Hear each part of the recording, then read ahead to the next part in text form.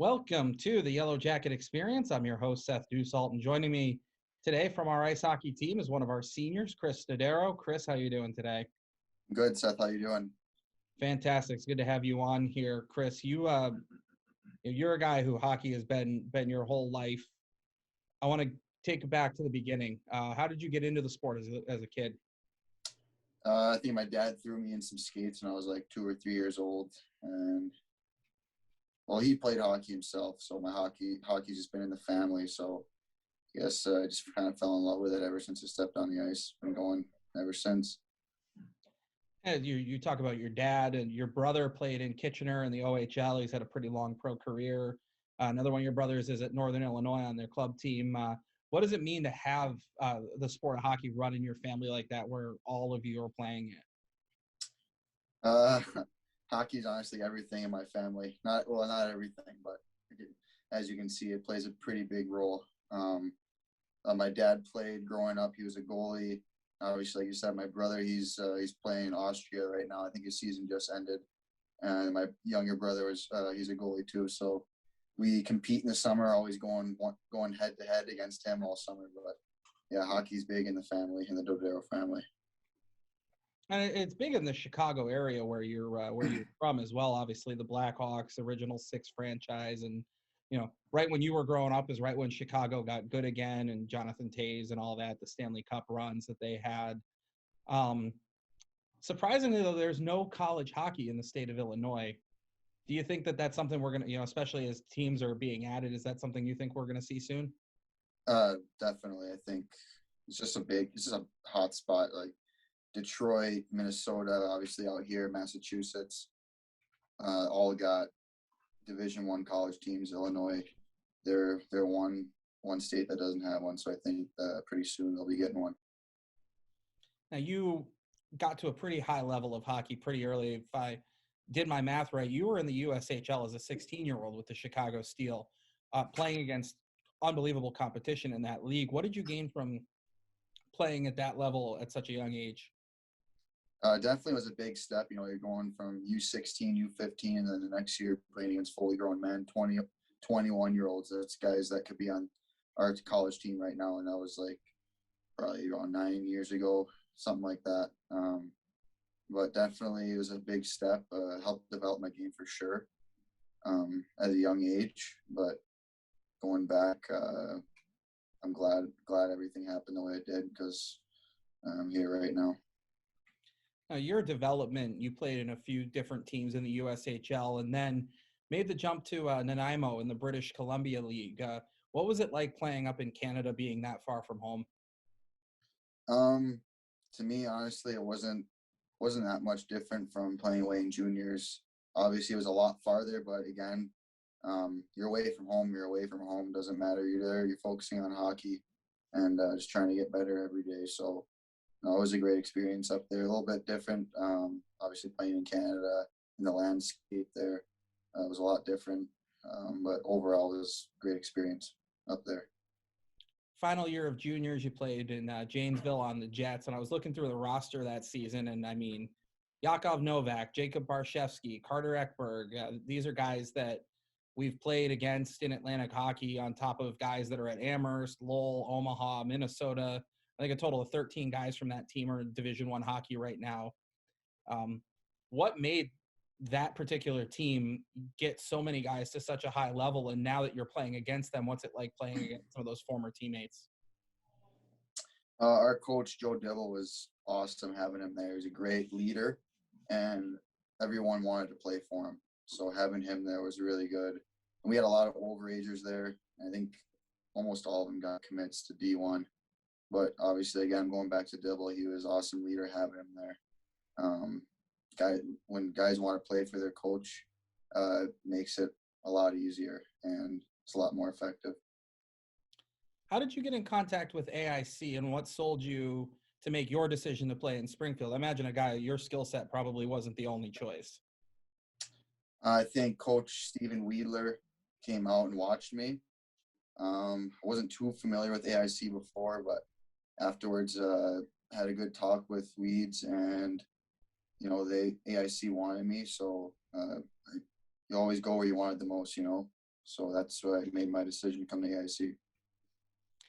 When you arrived at AIC, the program was starting its rise. Your freshman year was the first time the team had home ice in the playoffs in Atlantic hockey. And then your sophomore year, obviously, the Riley Trophy, the magical run in the NCAAs. And it sort of mirrors the start of your career, too. Your freshman year, you only played in 11 games. And then that sophomore year, you became a regular in the lineup, played, I think, every game almost.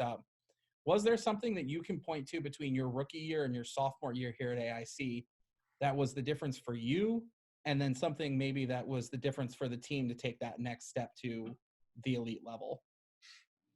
Going back to it, the biggest thing for me was that off season I had between going from my freshman year to my sophomore year. Obviously, again, going to college, that's another step.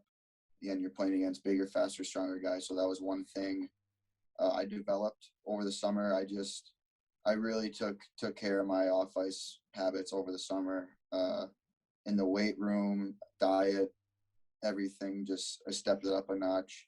I did a ton of speed training, which helped, and came back. I felt like a different player completely.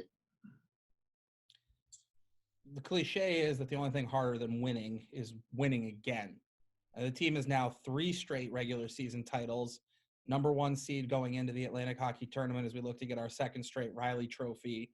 How has the team been able to continue its success from that 19 season to through 2020 and now into 2021 with all the talent that's graduated, the coaching changes with the assistant coaches that have left and come in, and then, of course, the pandemic as well? I think going back to my sophomore year, now once we did it, it's just in the blood of AIC hockey. It doesn't matter. I don't think it matters as much who's in there, just the culture. The culture needs to be there, and the culture has been there.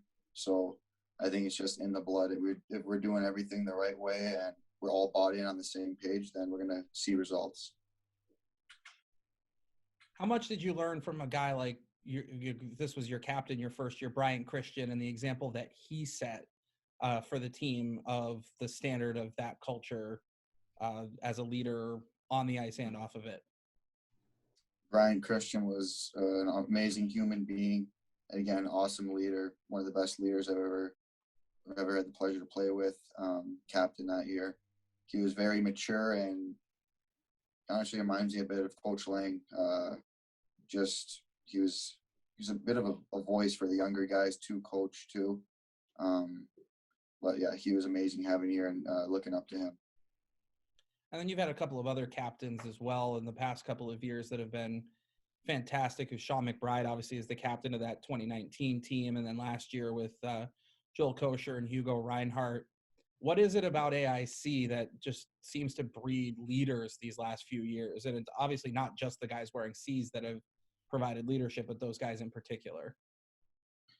Yeah, again, like I was talking earlier, it's just in the blood of AIC. Like once we do it, it's there.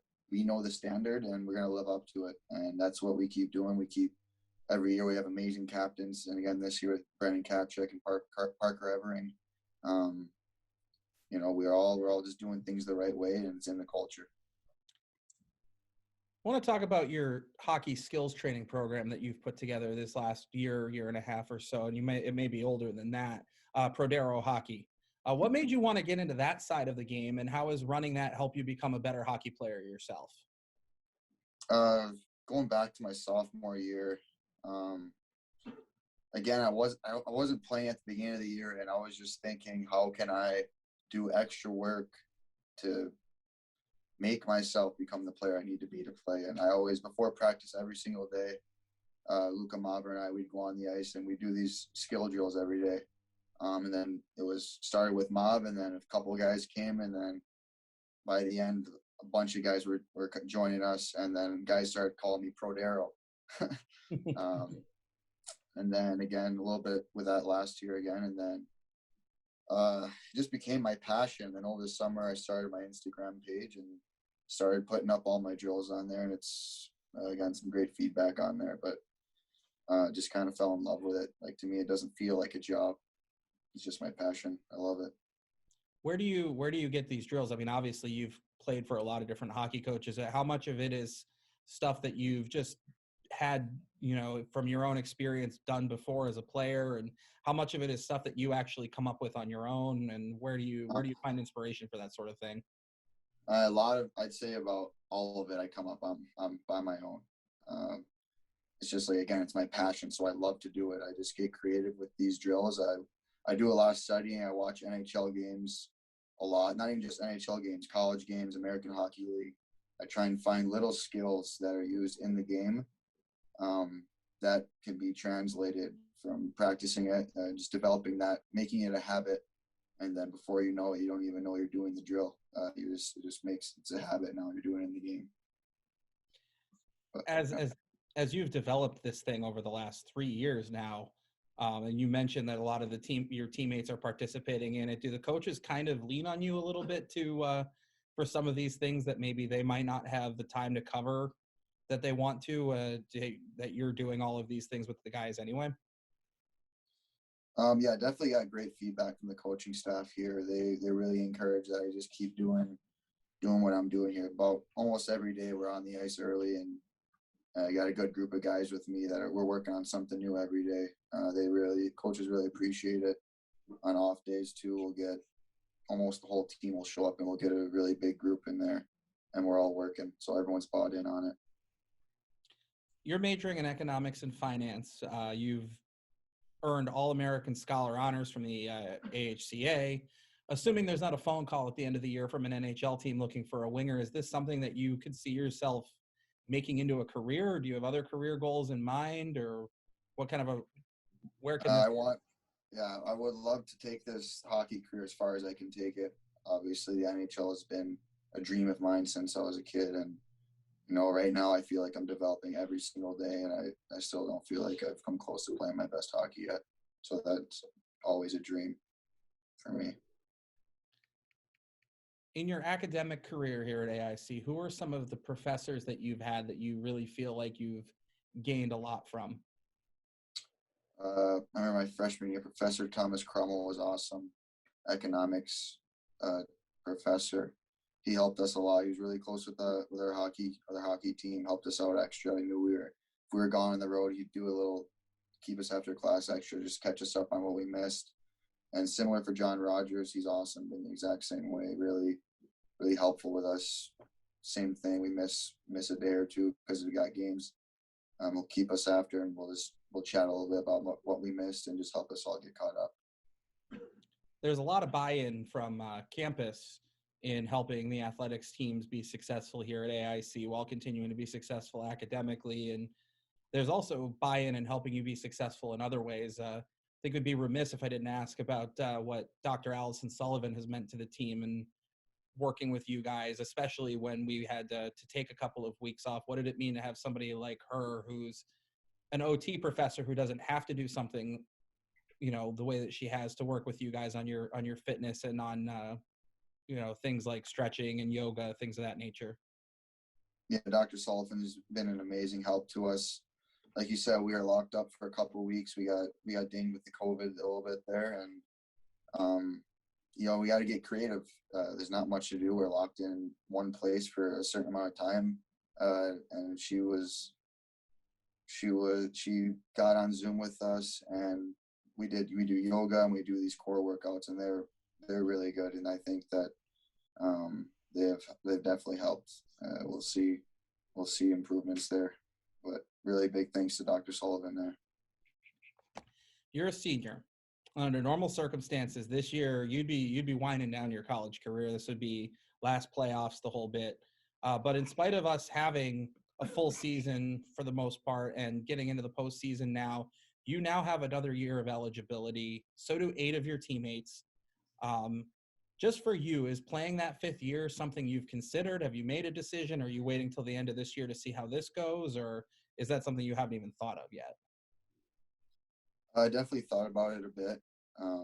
Obviously with pro hockey right now and COVID, there's a big setback. It's a big mess right now for pro hockey, and like a lot of great players that were seniors last year aren't even playing right now because there's just no jobs available due to the limited spots. So I've definitely thought about returning, and I mean, you you can't put it out of the conversation. It's a great opportunity to stay another year at college and play hockey for AIC again.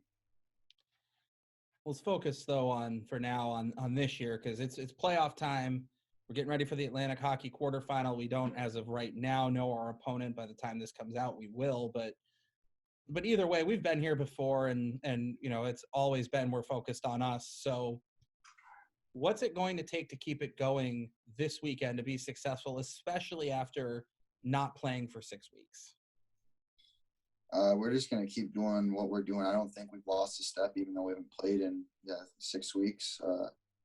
I think that we just got to keep pedal to the metal and just keep doing what we're doing. We've been really working in practice the past however long we haven't played, but we're making sure we go to the rink every day and we get the job done, and then we walk out of the rink feeling good every day. So we're just going to keep doing that and focus one day at a time, and the rest should take care of itself. Have there been any specific things that the coaches have done to try to get a more game-like environment over the last couple of weeks as we get ready for this postseason run? Yeah, so we have practice usually Monday to Thursday, and then usually on the weekend we'll be playing games Friday, Saturday. So Friday, Saturday, past few weeks we've been scrimmaging each other. Those have been really good high tempo scrimmages, and definitely good to get the game feel back. Getting into those scrimmages, and obviously, you're on the same team with everybody. Is there any guy on the team where you guys all love him, but playing against him maybe in those scrimmages, you're like, gee, no wonder everybody is, trying to go after this guy, or, man, this guy's really hard to play against? I'd say just about every single guy on the ice. That's a fair answer. That's AIC hockey for you right there. So I'd say just about everyone out there. Having the depth that we have, I mean, there's no way in a normal year that you would carry 34 guys and 4 goalies. But having that this year and having the ability to have full scrimmages with basically a full roster, how much is that going to be helpful to this team going into this postseason run? Oh, definitely very helpful. Like you said, almost full rosters on each side. I think that gives us a good competitive advantage as we've had the chance to get the game-like feel when some other teams have a smaller roster. Last question, and it's the one we ask everybody. Outside of your parents, who is somebody who has had a significant influence on you, who you are as a person? How have they shaped who you are today? I would say one of my best friends, name's Patrick Curry. He's playing in the American Hockey League right now for Grand Rapids Griffins. Captain of BU last year. In the summer we've been just about best friends since we were kids, and every summer we go head to head. We train with each other all day, and we train against each other. So we really, really push each other every single day in the summer. Make sure we're getting better. Well, Chris Dodero from our ice hockey team, thank you so much for joining us. Before we go, since we've talked about it, how can people follow along with your hockey training program? Give me a follow on Instagram, Prodero_hockey. There you go. You heard it. New Trust content me. every day. And it's phenomenal content. I've been watching hockey since I was knee-high to Yoda, and I'm still learning things from what Chris is posting, and it's incredible. So definitely. And thank you, Chris, for joining us, and we'll see you this weekend at the Mass Mutual Center for the quarterfinals. Sounds good. Thanks for having me, Seth.